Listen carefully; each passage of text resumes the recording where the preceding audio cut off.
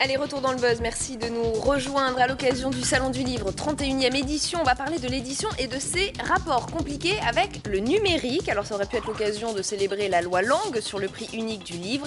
Mais la fête est un petit peu gâchée, Benoît, parce que le numérique ne met pas tout le monde d'accord.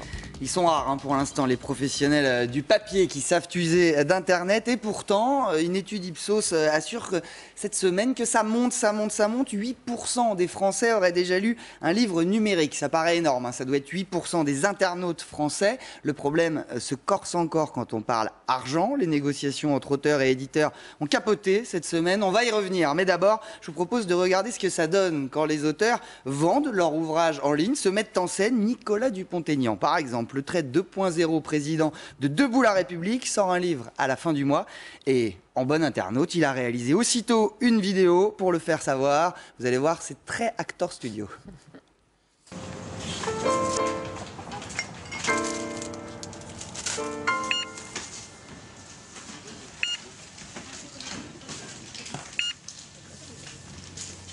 Ça fera 100, monsieur. Ah non, monsieur Dupont-Aignan, pas 100 francs, 100 euros. Avec l'euro, tout est 6 fois plus cher. Le 31 mars, je vous dirai tout sur l'arnaque du siècle.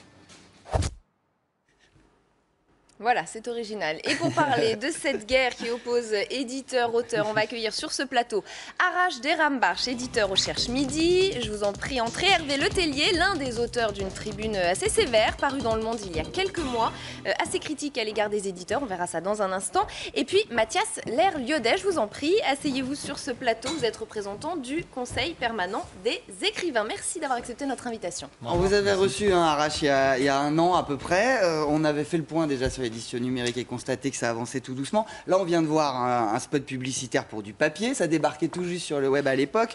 Aujourd'hui, ça commence, hein. On en voit un petit peu plus souvent. On a vu Dupont-Aignan. Vous venez d'en poster une également pour le livre de Frédéric Lefebvre, qu'on a vu aussi tourner hier sur Twitter. Avant de parler gros sous, est-ce que vous avez constaté des améliorations ou au moins du coup ces premiers signes d'apaisement ou au moins de collaboration entre web et papier en un an?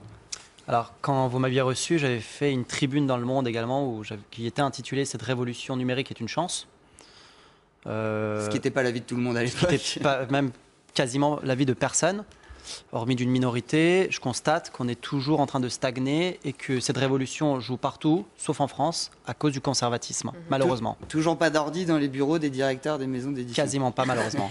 Mathias Lerliaudet, vous êtes représentant du Conseil permanent des écrivains. Vous avez participé cette semaine à des négociations assez serrées qui n'ont finalement... Pas cette semaine, depuis 2 ans. Oui, voilà, et elles n'ont pas abouti. On a appris que c'était enterré cette semaine. Oui, d'abord, expliquez-nous en 2 mots ce qui oppose auteurs et éditeurs, pour qu'on comprenne bien. Ah bah, le problème de base, c'est que les livres qui passent en numérique vont avoir une baisse du prix énorme. Ce qui veut dire que assez vite, les auteurs vont perdre un tiers de leurs revenus. Ah, quand même. Ben oui. Alors ça, c'est la vision. Donc, alors ça veut dire quoi? Ça veut dire que dire qu'ils sont vendus moins cher en ligne, mais dans ce cas-là, le pourcentage de la part de l'auteur est peut-être... Vous pensez bien que les éditeurs n'y tiennent pas. Donc je vais revenir en 2 mots sur la négociation. Alors voilà, la vision de l'auteur, c'est une baisse drastique de ses revenus. Et du côté de l'éditeur, le passage de numérique génère ce qu'on appelle un modèle économique, c'est que la part entre la distribution, la fabrication, on ne sait pas encore trop comment ça va se distribuer. On sait quand même que ça coûte moins cher, a priori, de diffuser en numérique. Alors, pour les éditeurs que je rencontre, ça coûte beaucoup plus cher que le papier, vous savez, énormément plus cher. Oui. Et comment ils justifient ça? Mais ils ne le justifient pas. Alors, je crois que c'est lié sans doute au fait que pour l'instant, ils sont dans une démarche d'investissement. Donc, oui, il y a sans doute des investissements forts à faire aujourd'hui, mais c'est pour une longue période. Donc, la Société des gens de lettres et le SNE, donc syndicat des éditeurs, a discuté il y a 2 ans. Au dernier salon, ça a débouché sur rien. Et donc, le CPE, le Conseil permanent des écrivains, qui regroupe 17 associations et sociétés d'auteurs. Donc, ça représente la quasi-totalité des auteurs. Depuis octobre jusqu'au Salon du Livre, a tenté une négociation et nous étions donnés comme butée de faire un point au Salon du Livre. Alors Hervé Letellier, vous êtes signataire d'une tribune remarquée dans Le Monde il y a maintenant plusieurs mois. Quel est votre avis sur le sujet? Qu'est-ce que vous demandez? Historiquement, ça s'est passé de la manière suivante. J'ai reçu un avenant à un contrat pour un livre que j'avais écrit, qui était un avenant qui me proposait, pour un livre antérieur, d'être payé 10% sur ce livre. Et je me suis dit, mais quand même, c'est assez bizarre. Ce livre, d'abord, il est paru, mais surtout, il n'y aura plus d'impression, il n'y a plus donc l'investissement qui est nécessaire, industriel. De stockage, de transport. Plus de stockage, plus de transport, plus d'aller-retour du livre dans le circuit invraisemblable qui se fait entre les libraires et les éditeurs. Donc un seul fichier numérique quelque part. Et moi, à 10%, j'aurais donc travaillé pendant 1 an sur ce livre et je vais toucher 1 pendant que le circuit qui est derrière moi va toucher 9. Alors, je me suis donc concerté avec quelques amis et on s'est demandé est-ce que c'était normal ou pas. Nous étions d'accord tous pour dire que ce n'était pas normal et donc on a fait cette tribune qui essayait de réfléchir sur, dans un monde du numérique futur, qui peut-être peut arriver, sur lequel nous n'avons aucune visibilité, mais qui peut-être peut arriver, dans lequel il n'y aurait plus de papier, est-ce qu'il est légitime que les auteurs conservent ce pourcentage qui se justifiait à l'époque du papier, qui se justifiait parce qu'il y avait une sorte de fédération, de mutualisation du risque entre les différents auteurs, qui finalement les gros payaient pour les petits au niveau du papier. Est-ce que pour ce qui est du numérique, est-ce qu'on peut accepter une situation aussi injuste que d'être payé 1 quand les autres sont payés 9 quoi. D'autant plus qu'on ne sait pas du tout comment fonctionnera l'édition numérique dans C'est l'inconnu total pour le moment. C'est l'inconnu.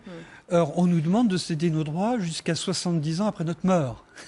Un petit mot ça quand commence. même Vous demandez que ça soit réduit à 2 ans. Une des propositions que nous avons fait aux éditeurs, c'est de faire des contrats à durée limitée, au moins dans les débuts, dans les 5-10 ans qui Attendre de viennent. voir ce qui se passe avant de... On fait le point dans 2 ans, on renégocie, puisqu'on ne sait pas. Et un petit mot quand même de la réponse des autorités. Le Conseil permanent des écrivains a demandé au gouvernement d'organiser une médiation. Quelle est la réponse de Frédéric Mitterrand? Il n'y en a pas encore. C'est-à-dire, il botte en touche, c'est un Bon, sujet qu'il veut laisser au gouvernement on suivant craint après 2012. qu'il botte en touche, mais ceci dit, lors des débats au niveau parlementaire, on a beaucoup parlé de la nécessité d'une rémunération juste et équitable des auteurs. Voilà ce que disent les élus aujourd'hui. Donc on sent une certaine sensibilité en éveil du côté du gouvernement et des élus. On ne sait pas encore comment ça va se développer. On écoutera la réponse de l'éditeur. Vous avez quelque chose à leur répondre? Si vous me permettez, juste deux petites réflexions. D'abord, je voulais dire que j'étais très touché, très sensibilisé sur la tribune d'Hervé Le Tellier. En France, le livre, c'est de la culture, messieurs. C'est-à-dire que, messieurs, dames, c'est-à-dire que, contrairement aux États-Unis ou dans les pays anglo-saxons, la culture du livre n'est pas au départ du business. En ce qui me concerne, je vous parle en mon nom. Voilà. Permettez-moi juste de développer, s'il vous plaît, sans m'interrompre. Merci. Ce que je voudrais vous dire par là, c'est que le livre, si vous le laissez entre les éditeurs et les auteurs et toute la chaîne de l'économie de cette fameuse culture du livre, il y aura forcément cet imbroglio. Je réclame depuis 1 an et demi des états généraux entre tous les représentants et les responsables de cette économie du livre, avec le ministre de la Culture et le président de la République. Mais si vous voulez, lorsque pour l'inauguration du Salon du Livre, le président est absent, il envoie sa femme Carla Bruni le lendemain, et que lui-même est présent pour le Salon de l'Agriculture, il y a un choix dans ce pays.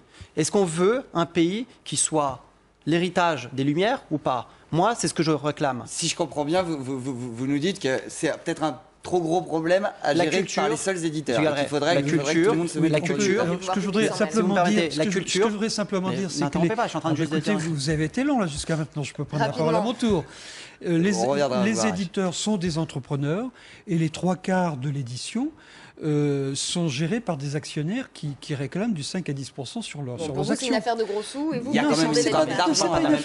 Dire gros sous, on opposerait la gratuité de la culture à la bassesse des gros sous. Bon, non, les éditeurs sont des entrepreneurs, ce sont des entreprises commerciales qui ont besoin de vivre, qui ont besoin de Si vous faire voulez du faire un bénéfice. monologue, c'est très bien, mais si vous me permettez de... Et d'autant plus, on Répondez va à- inviter une 4e personne, donc on va peut-être y revenir juste après. Il y a peut-être une solution, Benoît, pour les auteurs. Si leur maison d'édition ne prend pas le virage du numérique, c'est d'aller tout seul comme des grands, Benoît. Eh ben oui, on a vu l'exemple d'une Américaine Américaine qui a sorti toute seule son livre. Elle a décidé, vu qu'il avait été refusé par énormément de maisons d'édition, elle s'est dit j'y vais toute seule, je le mets en vente à $3 sur un site. Elle en a vendu 450 000 exemplaires. Alors forcément, c'est peut-être pas le modèle qui peut s'appliquer pour tout le monde, mais voilà le genre de réussite qui font saliver sur Internet et qui font dire à certains, voici l'avenir, c'est comme ça que ça peut se passer désormais. Et puis il y a des initiatives en France, par exemple, on va voir naître YouScribe, c'est le premier réseau social dédié à l'écrit.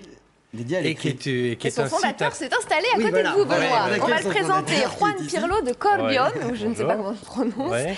Bonjour, merci donc de nous avoir Oui. rejoints sur ce plateau. Expliquez-nous ce qu'est YouScribe déjà. YouScribe, c'est un site internet qui permet à tout un chacun de publier des écrits.